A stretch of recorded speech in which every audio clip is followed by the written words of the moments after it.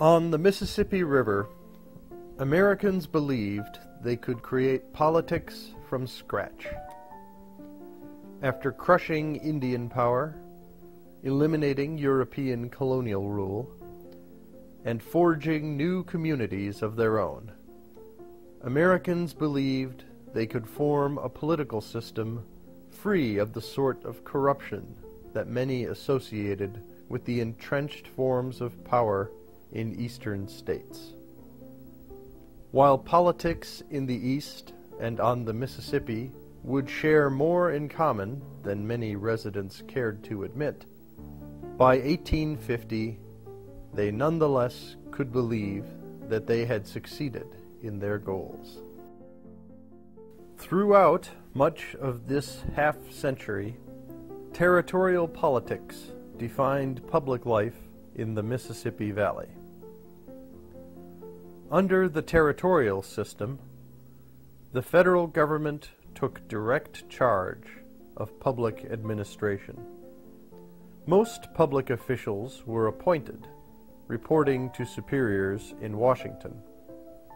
Only late in the territorial process could residents vote to select a House of Representatives or any form of local official. The territorial process concluded with the momentous process of writing a state constitution and seeking admission to the Union, with Congress having the final say. The territorial system provided for the smooth creation of new states, but it also created an awkward political system. Ambitious men chafed at the limited number of offices, and white men in general protested that moving from states in the East to territories in the West meant they essentially lost their vote until their new home achieved statehood. Rather than focus on securing a popular electoral base, would-be politicians spent more time establishing connections in Washington. Indeed, most of the first American leaders in the Mississippi Valley were newcomers. Most were Virginians, appointed during the first quarter century of the 19th century to build new territories because they enjoyed the trust of the Virginians who served as president. Meriwether Lewis and William Clark in Missouri and William Henry Harrison in Indiana are only two examples of these well-connected Virginians who enjoyed support from Washington but often faced challenges from local residents. Louisiana, Mississippi, Illinois, Missouri, Wisconsin, and Iowa were all territories along the Mississippi that secured statehood during this period.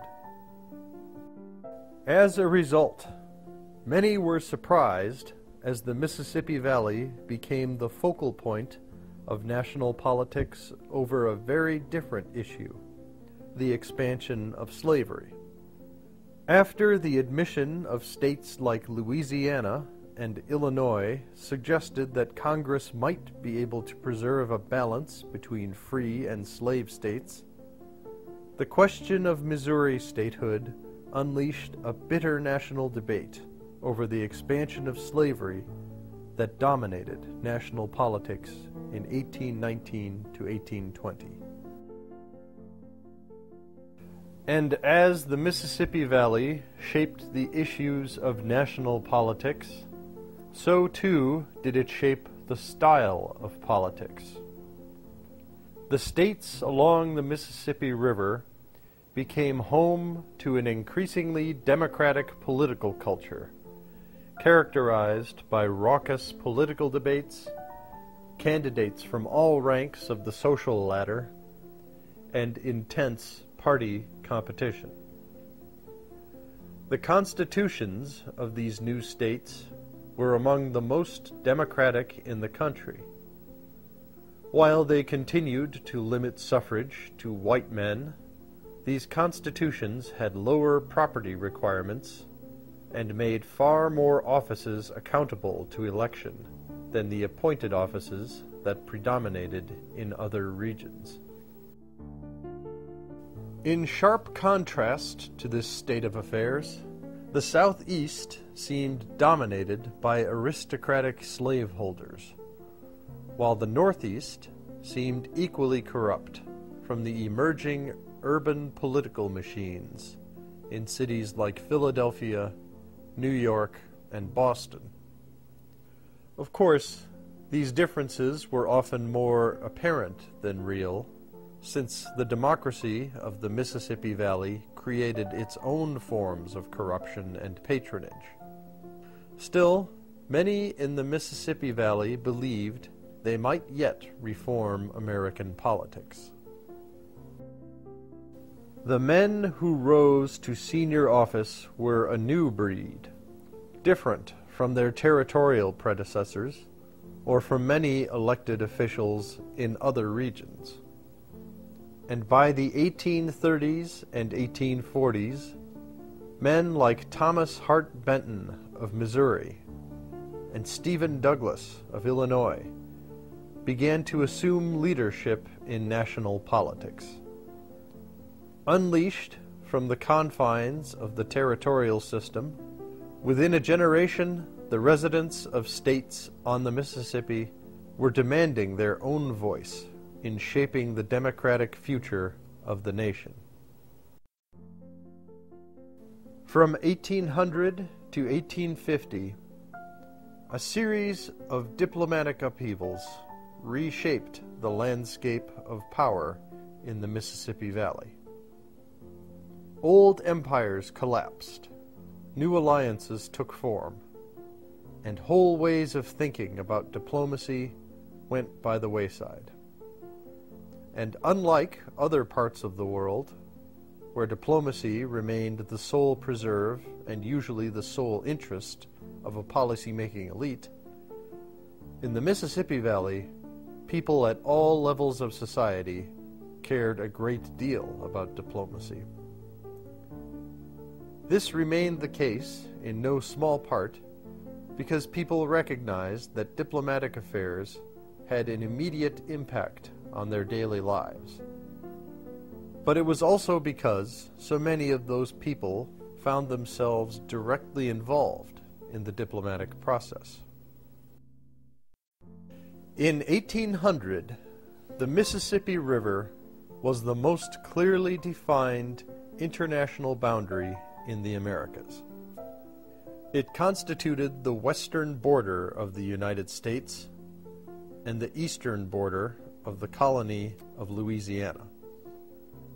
If that boundary was clear, others were not, nor, for that matter, was the issue of who owned Louisiana.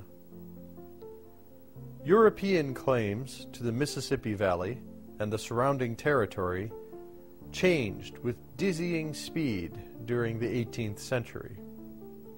And other claims were more fantasy than reality, since various Indian villages wielded day-to-day authority along various stretches of the valley. In the midst of this diplomatic ambiguity, federal policymakers in the United States placed the Mississippi River at the center of their planning. The need to control the Mississippi was the driving force behind the American decision to accept Napoleon's offer to sell Louisiana in 1803. But the purchase itself was vague. Boundary disputes in the area around the lower Mississippi Valley shaped relations between the United States and Spain throughout the first 2 decades of the 19th century, and repeatedly brought the two nations to the brink of war. So important did control of the Mississippi appear that when the British invaded the United States during the War of 1812, they focused on 2 primary targets, Washington, D.C., and New Orleans, Louisiana. Not until the 1820s did the United States remove European challenges to its sovereignty over the Mississippi Valley. With the Europeans out of the picture, federal officials in the United States finally had the leverage to settle the ongoing diplomatic challenges from Indians using a combination of negotiation and force, more often the former than the latter. In the South, the United States quickly became the victor, and the federal government asserted its sovereignty over the Creek, the Choctaw, and other Indians of the lower Mississippi Valley. This process happened through treaties, pressure, and outright military conquest. Much of that process was complete by 1820, and the last of the Indians in the lower valley were among the first Indians who were forced to migrate under the Jacksonian removal policy in the 1830s. The situation was profoundly different in the mid and upper Mississippi Valley, which were part of a larger diplomatic region connected to the Midwest and the Missouri River Valley.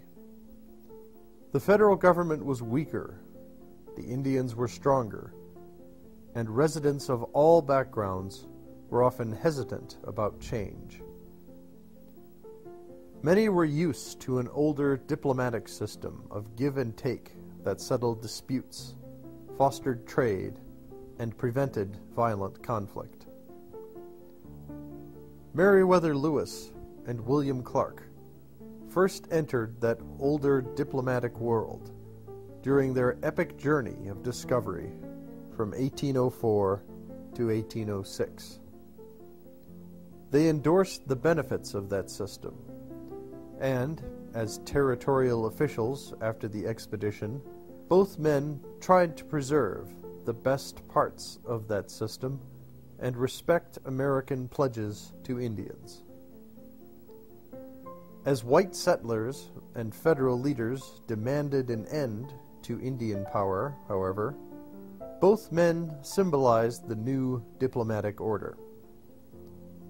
The first treaties that Lewis negotiated were unpopular on all sides, and during 30 years as an Indian agent, Clark negotiated many of the agreements that eliminated Indian land claims and Indian power. By 1850, Indians continued to live on the Mississippi Valley. Meanwhile, the number of Europeans surged as immigrants arrived by the thousands. But unlike the situation in 1800, when those people represented diplomatic claims that challenged and often overwhelmed those of the United States, by 1850 there was no place that seemed more clearly American than the Mississippi River.